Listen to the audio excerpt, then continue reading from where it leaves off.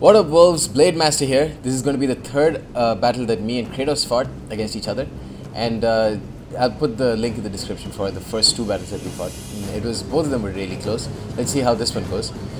In this one, I've taken Boii, and Kratos has taken Getae. And guess what, guys? All infantry. Yeah, some of you might be thinking, yeah, Blade, you're a dick.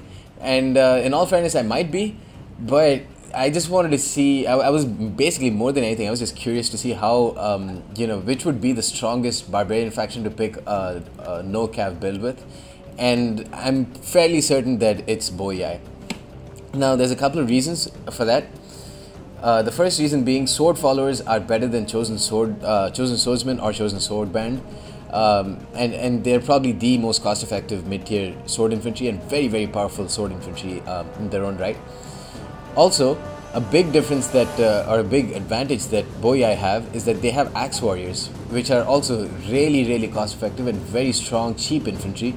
And the thing about these axe warriors is they can put a hurt on much higher tier melee infantry or spear infantry because their axes have high armor-piercing weapon damage. Finally, they also have veteran spears which are better than chosen spearmen, and they cost slightly. They cost like 20 talents more, but they're also better. And they have spear warriors which are just, as we know, are great against any cavalry force.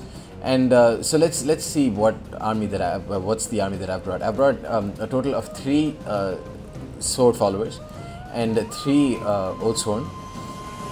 That's going to form my main line. And then I've also brought a couple of veteran spears on the sides, and those are going to be used in a holding role. Finally, I brought 1 spear warrior to chase off enemy cavalry, and I've brought a couple of axe warriors on either flank to help out my my veteran spears. I brought 1 Celtic slinger, and the only reason I brought this Celtic slinger was because I thought he'd bring bow horsemen, which he didn't. And my rear is going to be protected by 4 levy freemen. Again, even if I used 1 or 2 and just set them on attack orders on his bow horsemen, those guys wouldn't have done anything in this game. So instead of those bow horsemen, Kratos has brought a bow line, so foot skirmishers, 4 Dacian bowmen. These units are very lightly armored, so they actually might take casualties from my Celtic slingers as the battle wears on.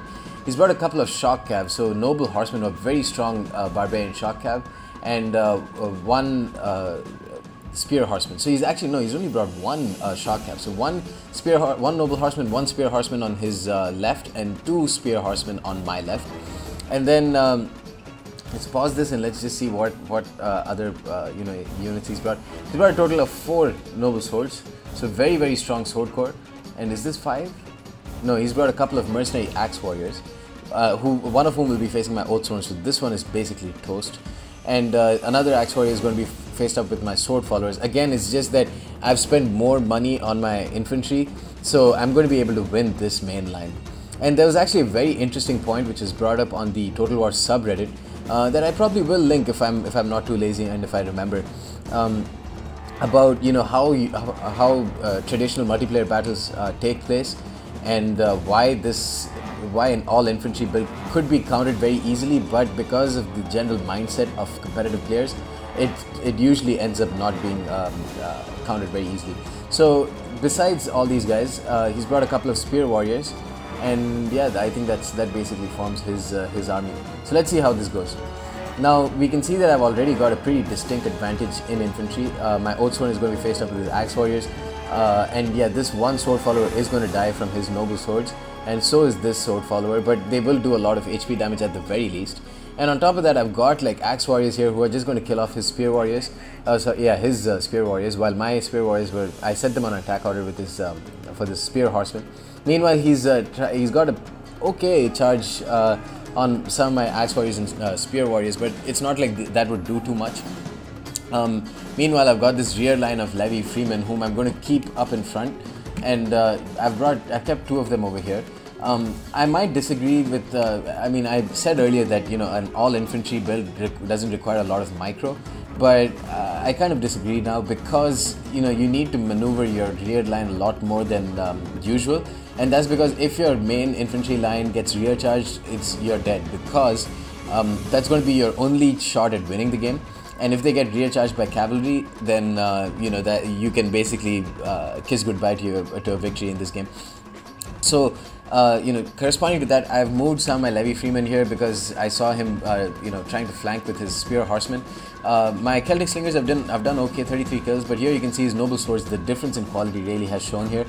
They destroyed my sword followers and lost only like 30 men.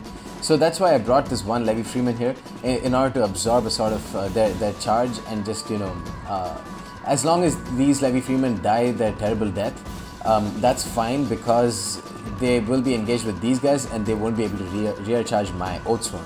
Oathsworn should be able to tank out this battle against his Noble Swords. You can see that they've already done a really huge amount of damage. Again, the same thing over here.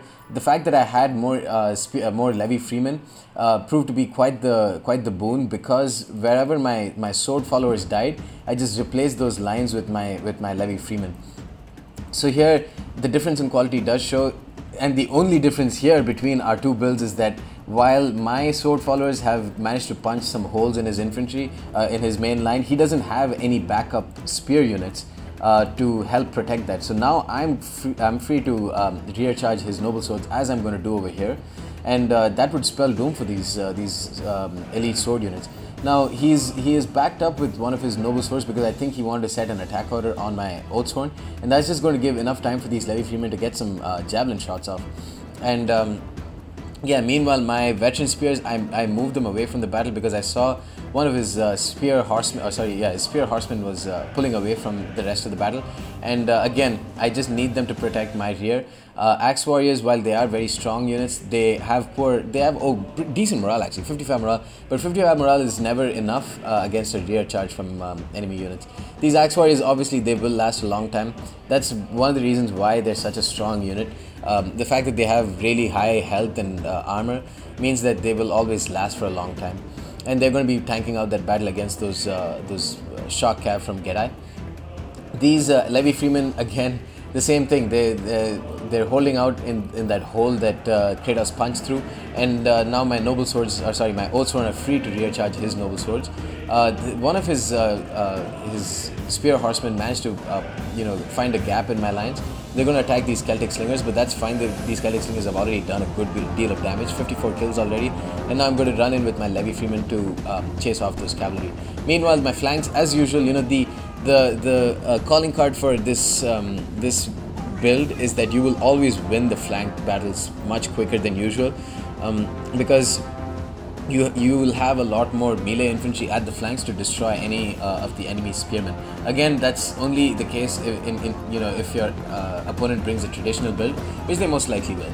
And here you can see his Dacian bowman just slaughtering the last remaining units of my Oathsworn, and that's fine. I've killed off most of his remaining infantry. His Noble Swords got attacked in the rear, so that's because they were attacking my Levy Freemen. So that's job well done by those Levy Freemen. And now I'm setting another attack order on these Noble Swords with my Levy Freemen. They're not going to do much, but they'll just hold them out. Meanwhile, I've hammer and anvil the last remaining Noble Swords on my left, and my right flank is also basically done. He's charged in with his Spear Horsemen, but now I've got veteran spears to protect this this Oathsworn. They're going to take out the last remaining Spear Horsemen, and just again, it's a matter of numbers. I've got extra units here who are just going to pour in, and they're just going to force him to run away with his Dacian bowmen. And every second that those Dacian bowmen are running is seconds that they're not firing at my troops, which is good for me. My Oathsworn have done really well, 168 kills on them. Double chevron. Can't really expect anything less from Oathsworn, one of the best melee infantry in the game. Levy Freemen were just really they performed so well in this game in their support role, and now these Spear Warriors have caught up with the rest of the battle, and they're going to just slaughter those Noble Horsemen. And yeah, that's about it. That's the end of this game. His Dacian bowmen did okay, but at the end of the day, they weren't enough to kill off what was just a huge amount of numbers from my army. So it's a close victory, and you can see the devastation by these Axe Warriors. Instead of bringing Celtic Warriors, I brought Axe Warriors, and you can see the effect that had. 77, 111, 63 and 111 kills without taking any casualties basically. My Levy Freeman did really well too.